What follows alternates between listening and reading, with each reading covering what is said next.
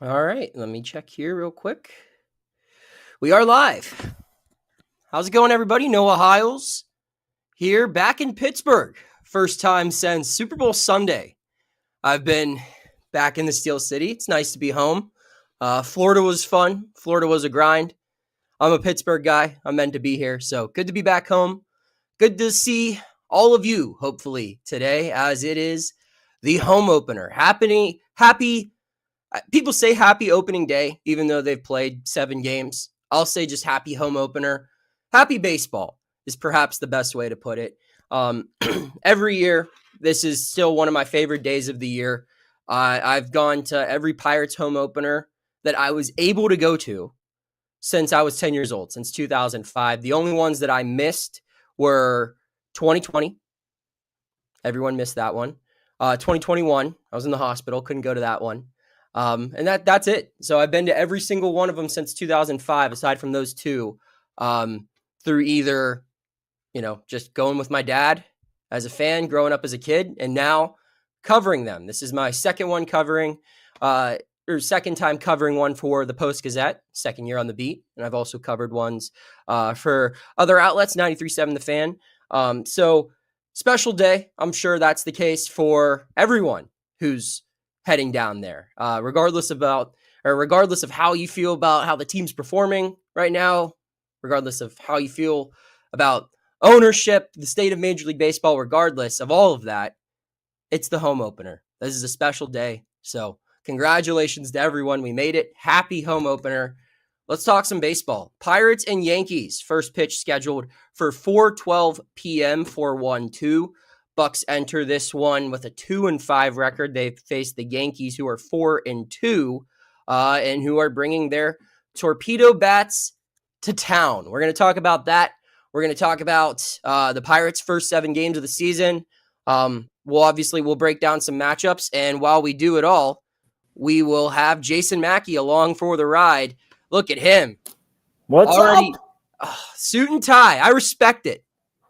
So there's a story there. Let's hear it. Bob Smizik, one of my predecessors, a couple years ago, we tweeted out a photo of all the beat writers, and Smizik was like, "What? Doesn't anybody wear a suit and tie anymore?" And so from now on, I wear a suit and tie every year to honor Bob Smizik and to say that at least one of us is wearing a suit and tie this year. So, I'm cheating a little bit. It's not a full suit, but I am wearing a tie for one of the few times. I will join you on that next year. Hopefully I wouldn't have been in Florida for the last 7 weeks. This is the best I'm doing today. I know that you've probably done the same thing that I just completed and then still wore the tie. Congrats to you. I'm not wearing a tie today. It's not a race. It's not a race. Good, though. It's not a race. All right, Jason. So Yankees are in town.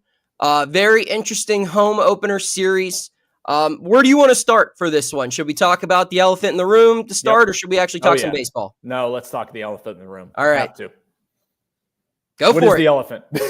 The elephant in the room is obviously introductions. People are not thrilled as they're entering the gates of this ballpark, or as they will be entering the gates of this ballpark in a few hours. I kind of talked about it before you got on. Yep. I grew up going to all these home openers as a kid, as a young adult even. And even when the team was expected to lose 100 games, when there were no expectations for this club to compete, it felt like it was still a positive day, where I'm not sure that this home opener has that. I feel like there's a lot of negativity connected to the state of the organization right now. And I feel like some of that frustration is going to be expressed this afternoon on the North Shore. It undoubtedly will. I'm sure there's going to be demonstrations, chants, whatever you want to say. And is it going to say anything that we haven't heard before? Is it going to be a larger audience than before? No. Here's where I'm at on that whole dynamic, Noah. People should voice their frustration in whatever way that they feel fit. If they don't want to buy a ticket, they should not buy a ticket. If they want to boo, they should boo. They should do it within the bounds of common decency.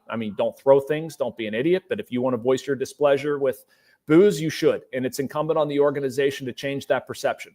I understand where the organization is coming from with feeling like they can improve things internally. They can play better fundamental baseball. They can pitch.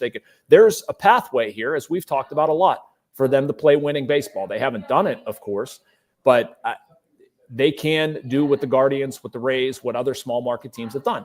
They've not done it thus far. Until they do that, until they make smarter decisions and execute on them, there's going to be vitriol. They knew that. They're behind schedule. They shouldn't have won 76 games last year. They can't run from that. The only way you can fix it is to win, because that same passion, we saw what it looks like in its purest form, or when in its happiest form. Look at 13, 14, 15. If you solve that problem, that frustration is going to turn into the 2013 and a wild card game, and that place is going to be bananas. So I love the city. I love this fan base. I'm not going to criticize it. I just hope that the switch flips to the positive. Yeah, and if I could add on anything, let the people who want to have fun have fun.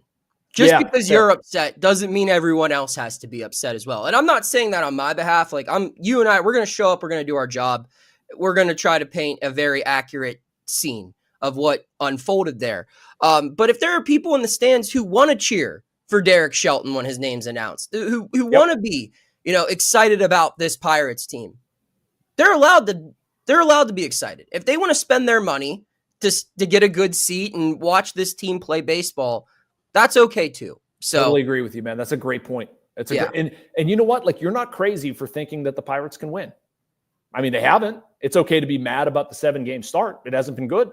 Like, I don't understand in my position where, I have to criticize or I have to levy my opinion, why my opinion can't be, look, I don't want to make a determination over 162 games based on 7 games. That being said, the 7 games haven't been good enough. It needs to change. They need to play better baseball. They haven't played. Like, all that stuff can be true, but a lot of people on the outside just want us to sit here and like scream at the owner or shake him or what. Like, I understand your frustration. You're allowed to have frustration, but like, my job is not to take the owner and shake him until it results in what you want. Yeah. So, all right, enough about that. Let's talk some actual baseball. Before we do, though, real quick, subscribe to this channel if you don't already. We're approaching 1,000 subscribers. Don't know if we're going to get there before the home opener, but that's okay. Still really happy with the growth of this channel. So subscribe if you haven't already at PG Pirates. All right, Jason. So let's get into this one. Very good matchup on the mound today. Mm-hmm. Mitch Keller versus Max Fried. I believe this is the first left-handed starter the Pirates have faced. I could be wrong on that. I'll have to check. I think Tampa pitched right-handers. And I know Miami started 4 right-handers. So, and even if it's not, even if I'm wrong, just going off the top of my head here, they have not faced a lefty like Max Fried up to this point in the season. They have not. This is one of the best left-handed arms in baseball. What are you looking to see from the Pirates lineup against Max Fried today? Well, I was going to actually take this and ask you a question. Okay. Because and it ties into this too, facing a left-handed pitcher. To me, Andrew McCutchen has to be in this lineup, right? Oh, yeah. It could be his last home opener. How do you get Andrew McCutchen into the lineup today? Look, he's playing. And if it's not a designated hitter, then guess what? He's starting in right field. I think that's just how it's got to be. I mean, I don't know off the top of my head how many games he started in the field last year. It couldn't have been more than 7. Yep. There you go. The one I remember was just in Wrigley Field in early May. That was the one that stood out because I just remember seeing that and being like, oh, maybe here not we go. Yeah, maybe not this specific ballpark with the wind would have been the choice to make here. But you have to start Andrew McCutchen. One, for merit. He is one of your best hitters on this team, and you cannot have him on the bench for 4 straight games for an entire week of work days, Monday through Friday, him not starting. That's just unacceptable for this team. I understand the dilemma you have with Reynolds, but play him in right field then. That's just how it's got to go right now. He should be more than rested up enough to handle 9 innings of the demands that come with playing a baseball game in right field. So yeah, I think you got to load the lineup with right-handed bats. I wouldn't be shocked if we saw Canario make his Pirates debut today. He was just added to the roster yesterday. Ji-Hwan Bae optioned to AAA.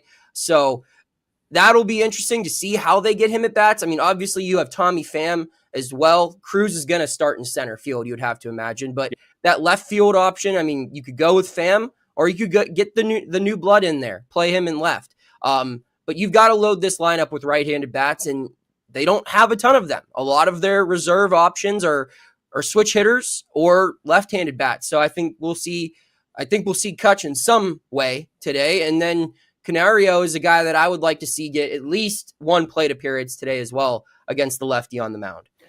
You bring up a good point about Canario. No, I honestly did not think that far ahead. I should have. He has to be in the lineup today, right? I mean, you're not going to play Jack. First 7 games, Jack has not looked great. I'm not going left on left there. I think you probably play Pham. I don't know. Pham has not looked good either. I guess you're left with your choice if you're going to play Kutch in right field, because I have a hard time believing what you heard and what others heard in Tampa about Bryan Reynolds. Like all of a sudden that's going to be rectified and he's good enough to play the outfield. I don't know if I see that. So, I mean, if Bryan Reynolds is your DH, Kutch, I agree with you, has to be in right field or has to be in the outfield somewhere. And so you have one spot. You're basically either Canario, his first game, or you play Pham. I don't know. I wouldn't have a problem looking at Canario. I think he's a pretty good player. Curious to see what they have with him. But I think, you do load up on right-handers. I think Jared Triolo probably plays first base. Andy Rodriguez probably takes a seat today, right? I'd rather have Triolo with the lefty on the mound. Probably stay with Frazier. I think he's actually been pretty good at second base. I don't have any issue there. Obviously, IKF at short, Key at third. But that seems to be your lineup choice is Pham or Canario and left. Subscribe to the channel, again, if you haven't already, at PG Pirates. I had another question I was going to ask, and that's all right. It's more important to pump out the subscribe thing. He's my mind. Serious. It would be. I am way too competitive of a person, Noah. I want to see this thing get 1,000. I do too. Subscriptions. It's been really good. You guys have done awesome work pumping out content here. You get so much more. You get great context on here that you don't get from the written word. Like when Gonzalez was hurt, you hopped on here immediately and started talking about it and offered way more than you get in the printed product. When Bednar was sent down, you hopped on here immediately and gave way more context than you got. And that's not to dismiss the printed product. Believe me, I'm a dinosaur. I love seeing the printed stuff, and I'm going to read it as soon as it comes out. But this is a nice side piece with it. Maybe that's not the right word. Here's another question for you when we're talking about the lineups. What do they do at the leadoff spot, Jason? Because Tommy Pham hasn't been producing out of that spot, and Bay obviously has been their other main leadoff guy. He's not with the big league club right now. Is this a situation where maybe Kutch moves back up top, or do you put your hottest bat in the lineup in the top spot, IKF, a guy who hit leadoff for this team last year and is currently the only guy on the team batting over 300? I would not mess with IKF at this point. I'm just going to let him keep doing what he's doing. If it comes to a point after 7 games where I'm burying one of my best average hitters in the 9 spot, maybe. I think that stuff kind of gets overcooked, though, Noah. The batting order, it matters to start. It doesn't really matter as much in the 5th inning, and he's still kind of table setting for Bryan Reynolds and others. I have 2 thoughts on that, and I've thought about this in the vein that you're talking about with Kutch. I could see an argument for putting Kutch there. Home opener, last one, start him in right field. Kutch is hitting leadoff. It's going to be a lot of fun. I think it might provide a spark. I'd be totally fine with that. You know what else I'm intrigued by? Oneil Cruz. Why isn't he hitting leadoff? He's taking way better at bats. The swing decisions have improved. The on-base quotient has gone up. He likes hitting there. Let him do it. Let him do it. They need a leadoff hitter. So, I have no problem with what he's done in the 3 spot. I wouldn't be against him leading off. I actually don't hate that at all. He's drawing a lot of walks. Clearly, there's no lineup protection around Cruz right now. Once they get past Reynolds, they don't fear the guys hitting after Oneil. He's not getting a lot of good pitches to hit. Whereas if you have him leading off and then Reynolds, pretty good. And IKF hitting before him, theoretically setting the table. Yeah, I don't hate that at all. With the guy who's leading baseball in stolen bases, also batting leadoff. And I know that he's your top power bat, but Schwarber bats leadoff in Philly. Ohtani batted leadoff at times last year for the Dodgers. I'm not comparing Cruz to those 2 guys, but I'm just saying that power hitters do bat first in today's game. Acuna, exactly. So that's intriguing. Maybe not today against Fried. Yeah. Is the day tomorrow against Stroman? I wouldn't hate them trying that tomorrow against Stroman. Well, you could go Kutch today and then Cruz tomorrow. Fine with either of those, and then you just flip-flop 1 and 3. Put him around Reynolds. They need Joey Bart to produce more than he has over the first half. I'm not worried about Joey Bart by any stretch. He's going to be fine. But if he functions as your cleanup hitter, good. And then your 5-6 should probably be Suwinski, Pham, Hayes, some combination thereof, right? Yeah, I would think so. Subscribe to the channel if you don't already, at PG Pirates. Jason, Mitch Keller on the bump. Birthday boy, starting the home opener. Yes. This is one of the guys you would want on the mound against this lineup. What are you looking to see from Mitch? Yeah, I've liked everything Keller has done so far. I'm continually impressed, Noah, and you've written about this, at his maturation in terms of like pitch, the volume of the number of pitches he has, and then how he figures out what he has working on that given day. So I don't know what version of Mitch we're going to see, but I feel pretty confident that we're going to see a good version of him. Maybe it's the hard stuff. Maybe it's the changeup. The changeup has come along very nicely. Obviously, he's got the sinker in his back pocket, has some spin to mix with it. I expect to see a good version of Mitch Keller. What I don't know what we're going to see is out of the Yankees. And that's a bit intimidating at the moment. The Torpedo bats, the lineup that is very good to begin with. So Mitch does not have an easy one on his hands. Well, let's talk more about the Torpedo bats. Let's do it. Are they all going to get there? You're the one that reported the story. Are these guys going to have Torpedo bats today? So it's funny because like some of the guys, it seems like the younger guys are more on the camp of, I'm ordering this, screw it, I'll pay whatever it costs, get it here. I'm willing to really be aggressive and try this out. Yeah. Whereas the veteran guys are like, look, eventually these are just going to show up in every clubhouse. I have a bat that has gotten me X amount of years of service time. I'm going to keep using that until I try this thing out. It was actually funny talking with IKF, a guy who is still really good friends with a lot of Yankees, including Anthony Volpe. That's like his best friend. And Volpe's like at the center of this whole Torpedo bat thing. He's like, he just told me, he's like, I'm just going to ask if I can have one. I'm hoping that they'll just give me one. He's like, that probably won't work, but I'm trying. So it is funny. But in all seriousness, I do expect not only the Pirates, I think by this time next week, we're going to see at least 2 hitters in every lineup with one of these things and all throughout baseball. I don't know if that's going to be the same case in September this year or at any time next year. It might just be a fad, but I feel like April 2025 is going to be the month of the Torpedo bat. But I'll ask you, just as a guy who pitched in college, what are your thoughts on the Torpedo bats? Is this, are you in the Cahill camp where this is cheating, this is Bush League, or is this innovation? Is this good for the sport? I think it's innovation. I think it's good for the sport. I don't have any problem with it. I mean, I look at it from a pitching perspective. You can go into a pitching lab and you can get all into data and nuance and all this different stuff that affects how the ball moves. Why can't the hitters do the same? Right. I mean, you're doing it within the confines of the rules. Nobody's talking about violating a rule. Nobody's saying that this is against the rules. I don't have any. If you have a problem with it, miss the bat. You can still create negative contact or weak contact. So I don't have any problem with it. I agree with you. I think they're going to be pervasive. I've tried to put myself in that position, whether I would use one. And I was a pitcher, but like I did try to hit. I've had some history of swinging a bat. I don't know. I'm trying to say this in a way that doesn't promote me because it's not about me, but like that would be hard to get used to. That would be hard to look at and feel. I understand why, from a physics standpoint, it makes a lot of sense. It's just a lot of these guys are so feel-based. I'll be curious to see how many and who in the Pirates lineup use them, because I agree with you. I thought it was great sourcing with like IKF, somebody that's an intriguing one to talk to. Jared Triolo is another one, intriguing one to talk to. Because they can certainly help guys, but it's also it's not all that dissimilar to the puck bats. You know, they make sense, but not everybody. I watched Jack screw with one of those for 2 years, and he's never really used it in a game for any length of time. Maybe he should. I don't know. But that's what I'll be curious to see, if they can actually try those in games.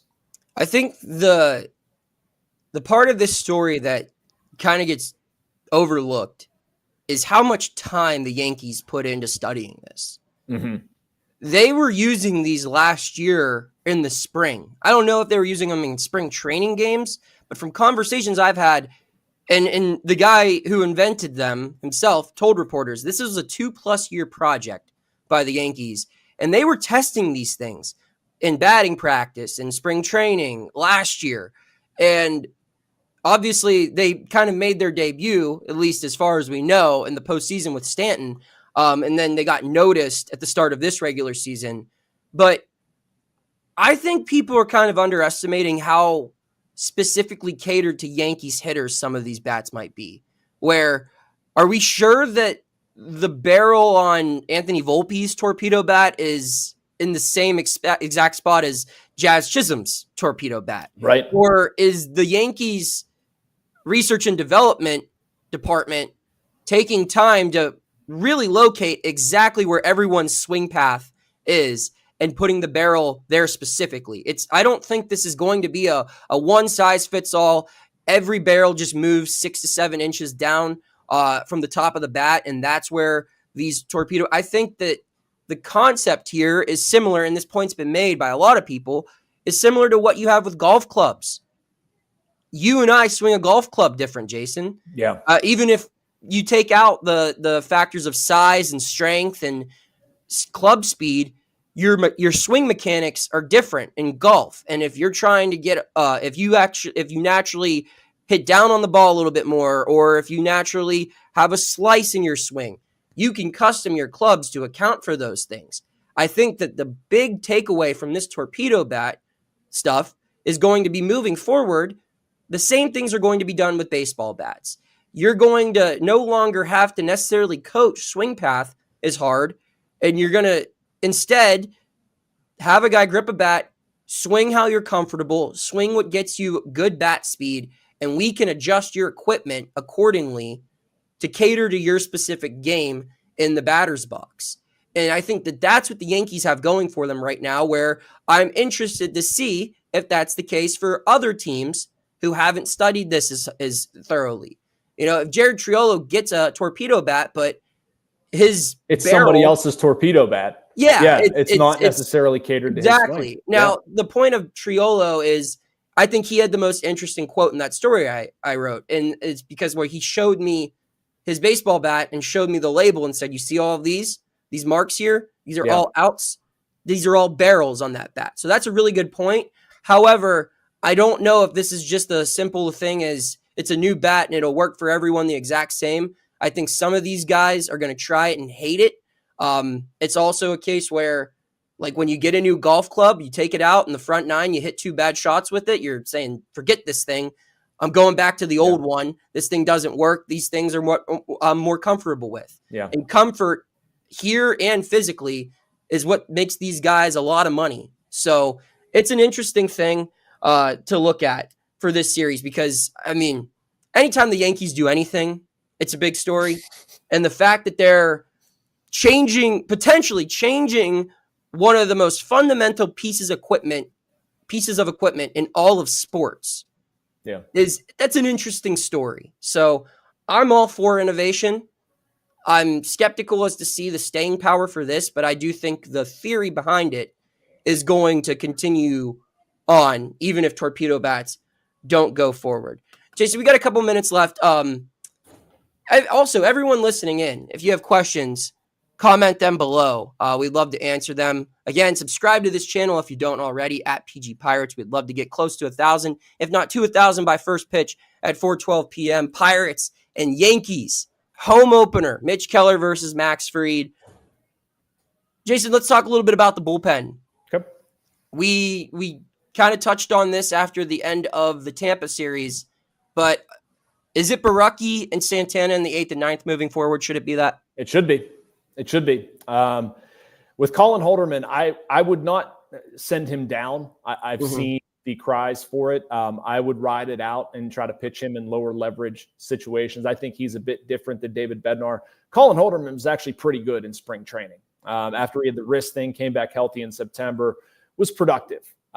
He has, by and large, had some pretty good movement and I don't want to say pitched well because he hasn't, but he's pitched well about 80% of the time. The 20% has been the gigantic problem.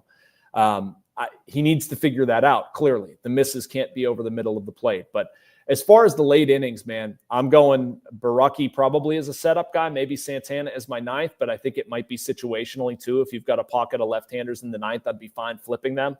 I've liked Caleb Ferguson, maybe in a 7th inning role, good there. I think Tim Meza needs to be moved toward the back of the bullpen a little bit. I'm not quite sure where he falls at this point, but I've liked what he's done.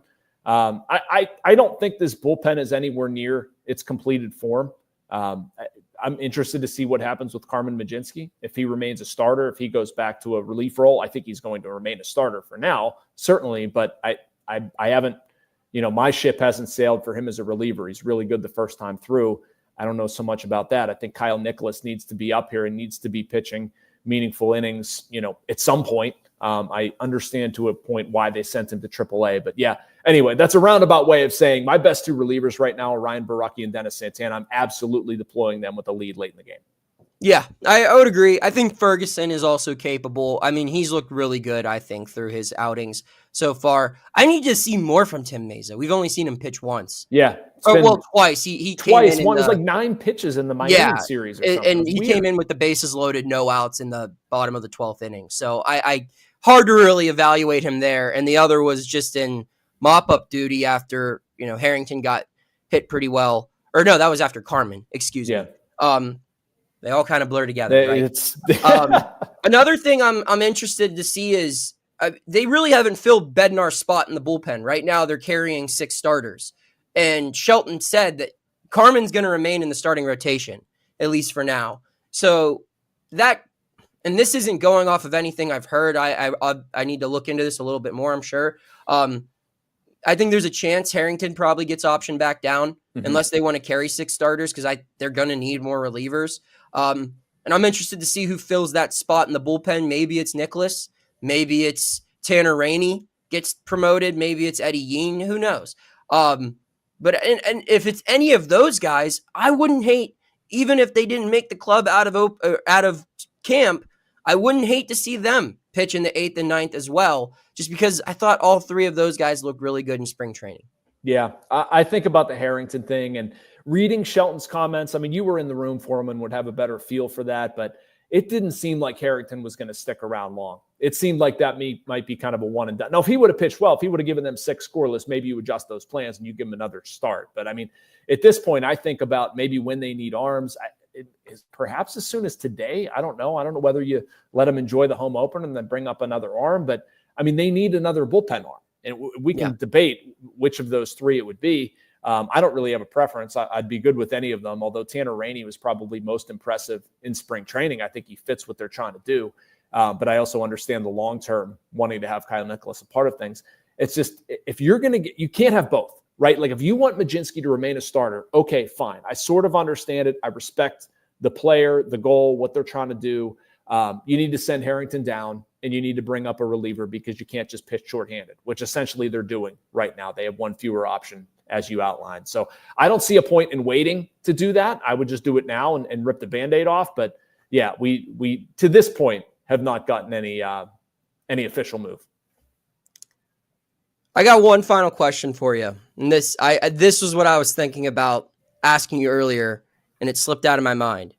We were talking about Bryan Reynolds and the injury, the extent of it and everything. It's a shame there isn't a position, perhaps in the infield, that doesn't require a ton of throwing, that he might have had interest in playing. You got to restart it. Is it time to restart this? Honestly, I think so. I think so. I mean, why? Because if he can't throw, you have a logjam of bats. You have this is a very fascinating question with the Pirates. Like, if Bryan Reynolds can't throw for any length of time, you can't just DH him because what are you going to do? Sit Kutch? They're 2 of your best bats. And even if you play Bryan Reynolds at first, what are you going to do with Spencer Horwitz?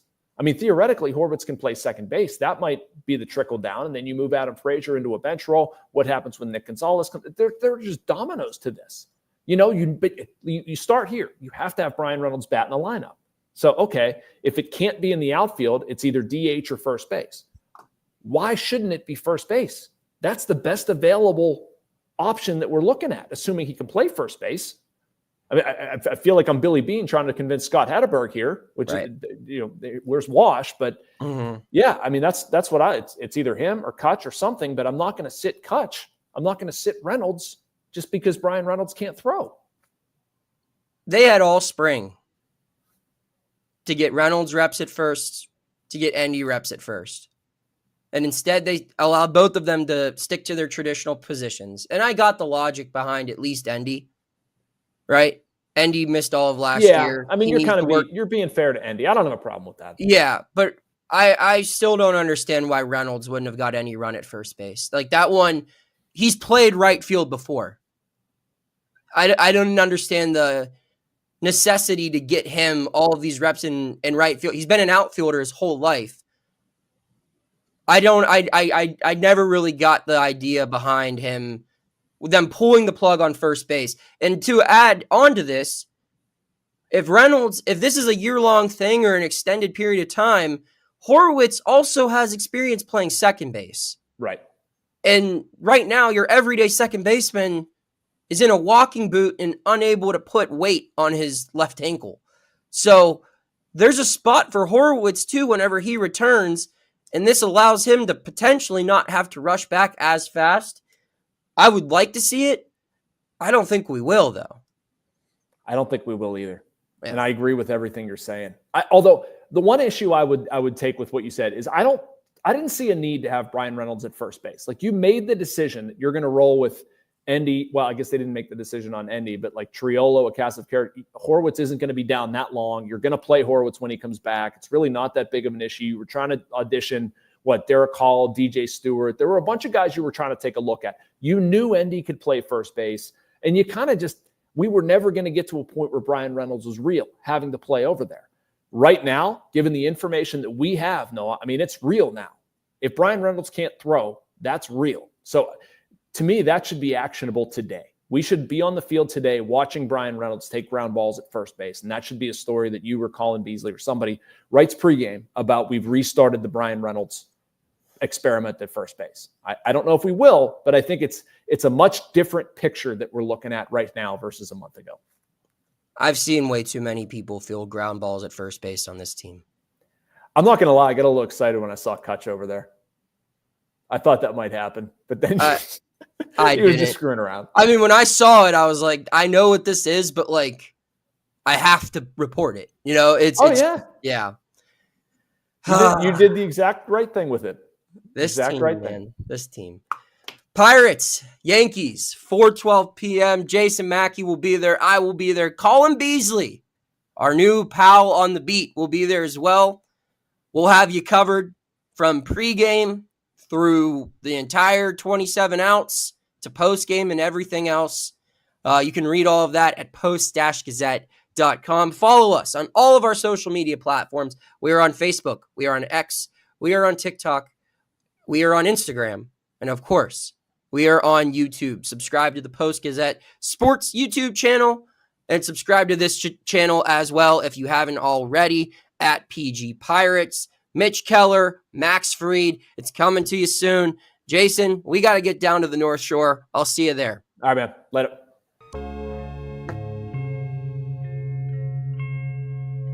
Thank you for checking out this content from Post-Gazette Sports. If you watch this video on YouTube, please like the video and subscribe to our channel. For all of the sports coverage the Post-Gazette has to offer, visit post-gazette.com.